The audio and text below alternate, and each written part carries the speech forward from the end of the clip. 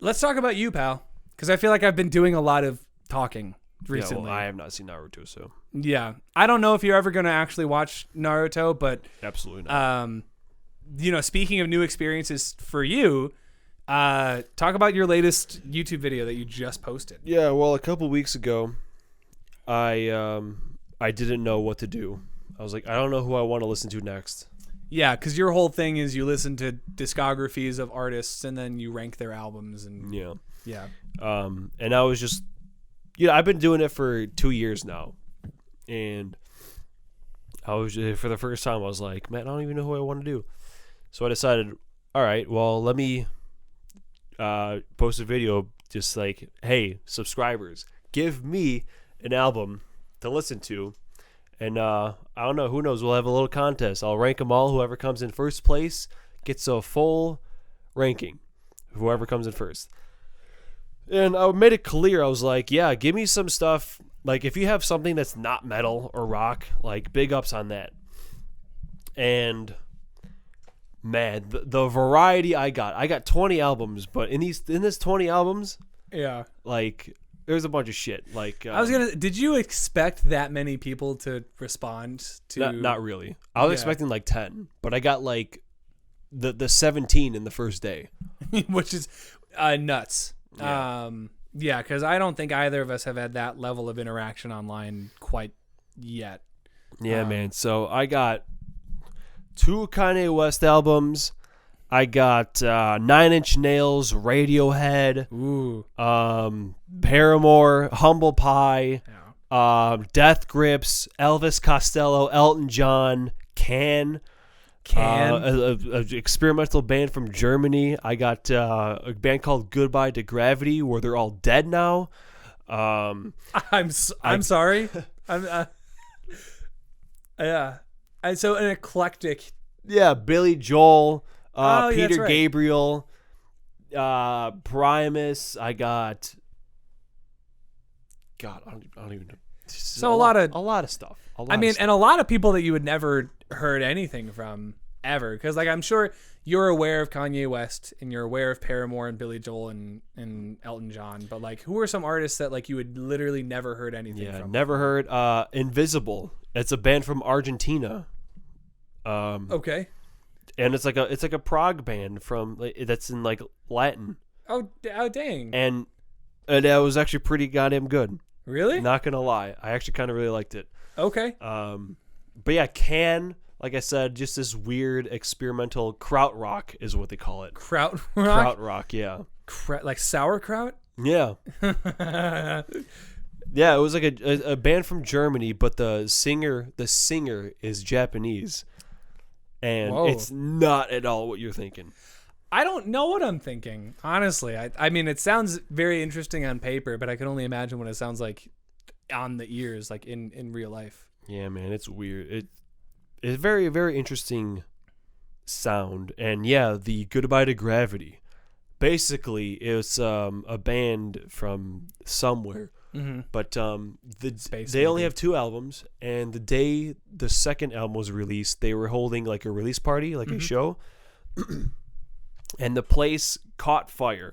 What the killed 60 people. Oh my god. 2 of the members died on the spot, and then 2 of them died from their injuries later on. For the album listening party? Yeah. The album release party. So the singer is the only one still alive. How did he make it out of there? Like, was he in the same room? I'm assuming, yeah. Did he start the fire? I can't imagine how many conspiracy theories are surrounding this band. Yeah, but it's good crazy. Lord. Yeah, it's kind of hardcore. Imagine being the only surviving member from that. You'd have to quit music. You would have to just go off the grid. That's wild. Yeah. I don't know, man. Like, kudos to you, because that is insane. What a story. So, like, is their music any good? It was kind of decent, actually. It's like metalcore. Okay, so is this recent? Was this like? It was from like 2015, I think, when it happened. Wow, I'm surprised that neither of us had heard about that, because that seems like a big story. I mean, I might have, but I just probably just didn't remember. Just kind of goes over your head. But yeah, man, It's a lot of albums. You wanna talk about Kanye West for a little bit, because he's the only artist that got 2 albums recommended to you. So No, Peter Gabriel. I also got 2. did you listen to "So" by Peter Gabriel? No, he gave me 2 and 3.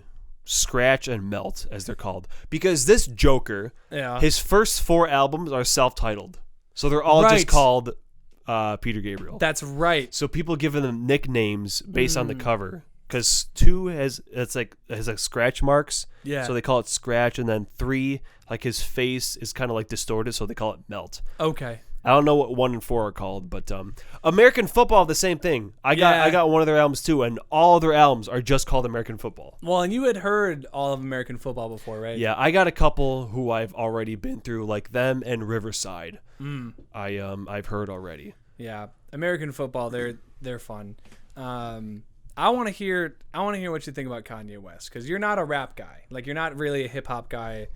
I think I've tried to show you a couple of tracks before that I think you'd be into, but there was one person in your comment section that was like, I live by this album. It got me through a major depression, and like, even for someone who listens to rock, like, they would appreciate some things on this album. Like, did you find that to be true? Did you find that there are some parts that you appreciated coming from a rock perspective?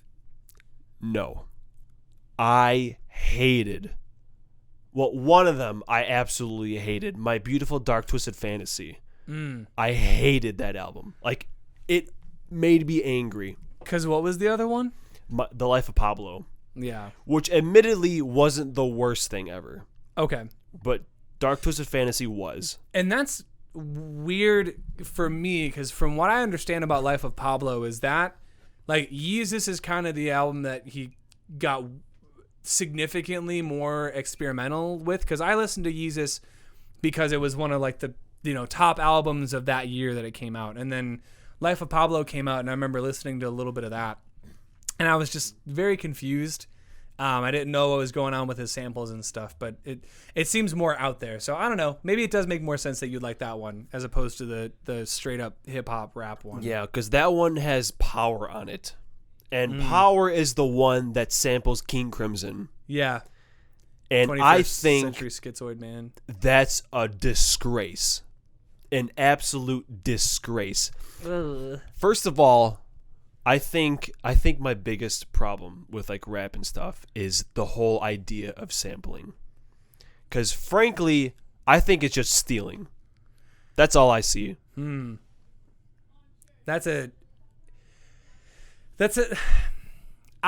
not gonna say that you're wrong, but the way that I see it is like the same way that an artist will get sued over like a melody or a chord progression that sounds really similar. Like, listen to like Brain Stew by Green Day goes back to 25 or 6 to 4 by Chicago, which goes back to, I'm pretty sure, isn't that the Led Zeppelin song?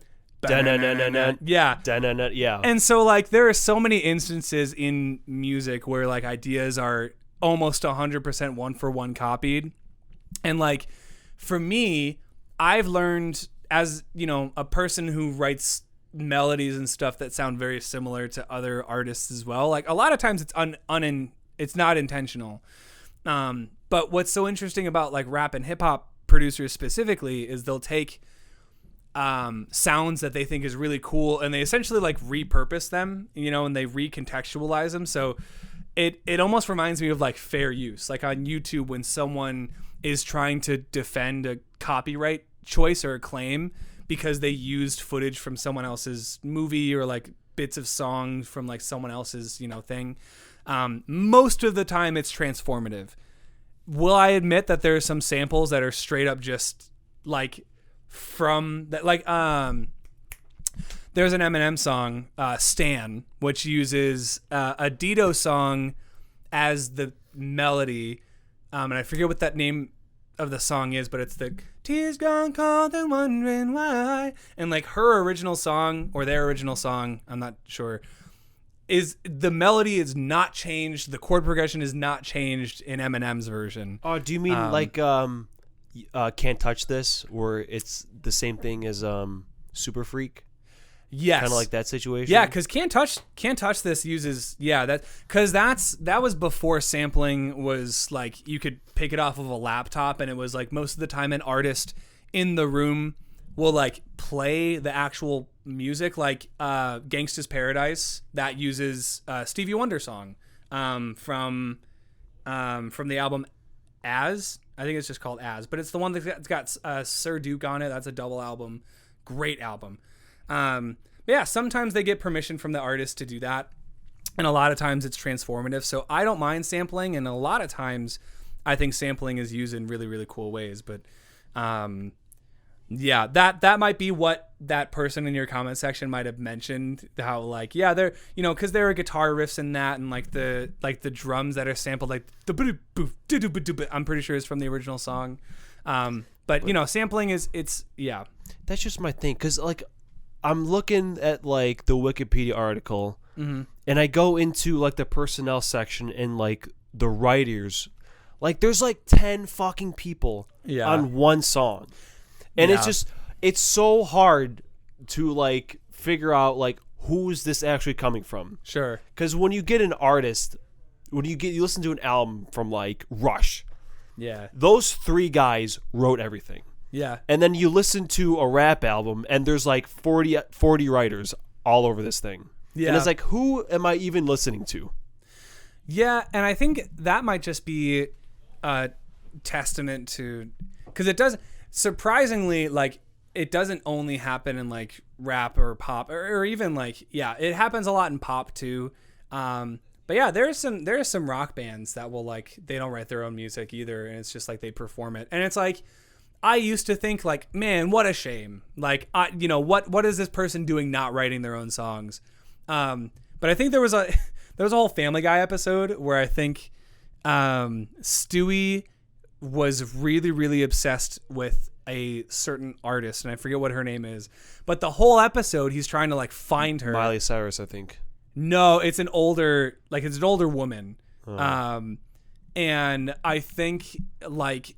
I don't remember if it was Stewie, but the whole like crux of the episode is like Stewie admired this artist so much because he thought of her as like, she wrote the songs. And then like Brian finally, because he's annoyed, he finally gets Stewie to this artist. And then she's like, oh, I don't write any of my own songs. Like I take the words of other people that are gracious enough to give me their words, and I, put my own spin on it, and like that's what comes out. And Stewie, obviously, because it's Family Guy, he goes crazy and he starts like shooting the place up, and it ends in a big bombastic thing. But I used to think the same way, and now I'm at a point where I don't know, from an artist's perspective, it's really cool when someone's like, hey, I wrote this thing and I think your voice would sound really, really cool on it.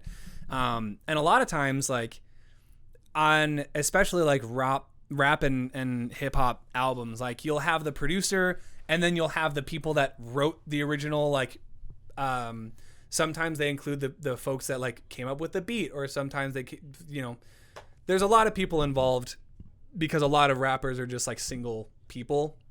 Same thing with any artist that's just like a solo artist. Like a lot of times, and look at any like John Mayer album, like there are a couple of songs where it's like John Mayer and like 4 other people. Because sometimes songs get passed through the industry, and then each time it lands on someone else, they add something to it, and they get a writer's credit. But like, it is frustrating to like see the writing credits on some of those albums and be like, this song called Yummy by Justin Bieber has 8 people writing it. You're telling me 8 people wrote this song and the entire chorus is, girl, you got that yummy yum, that yummy yum, that yummy yummy? Come on. So like, I get that. Like when you have that many, I'm assuming talented people on board, you would expect the end result to be a little bit better. But it's like having a lot of writers on a movie. Sometimes it just jumbles up the script. Yeah. It's just a world I'm not used to. Yeah. So like, not to say that any of those actions are justified, because there's an explanation for it. Cause like, if you don't like something, you just don't like something. So Kanye West maybe isn't the rapper for you. Maybe there's a rapper out there or a rap group out there that like write all their own stuff that you would be like super into. No, it's hard. Yeah, but like as a percussionist, I feel like you would appreciate like the rhythmic nature all of these. Like I mentioned to him that he might really like Kendrick Lamar, because like Kendrick has. I don't know, because he shows up on a couple of Weeknd songs and I hate it. I don't know, man. Yeah, it's a very, very narrow window.